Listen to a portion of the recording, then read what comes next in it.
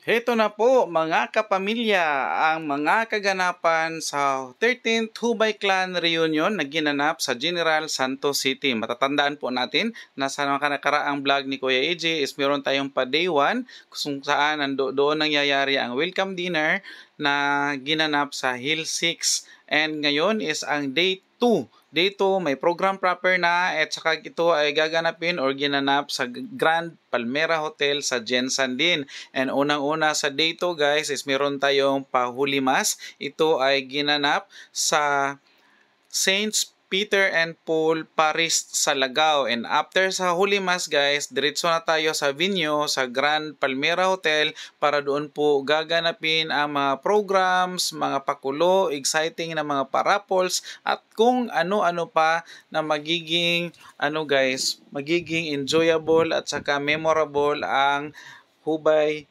Clan Reunion. So tunghayan natin guys ang mga kaganapan doon.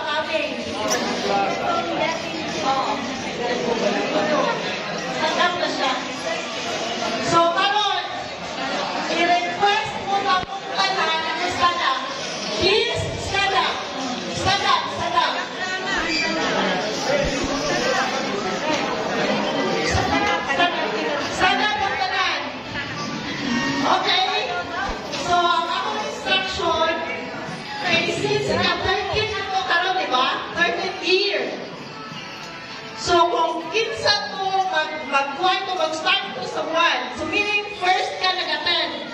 So, kung first ka nag-attend, sit down. And then second, sit down. Tapos, ang mga 13. So, pinakataas. So, kinsa itong pinakadaghan na tinang na reunion. So, ito siya natin special prize, ha? So, first, kinsa itong first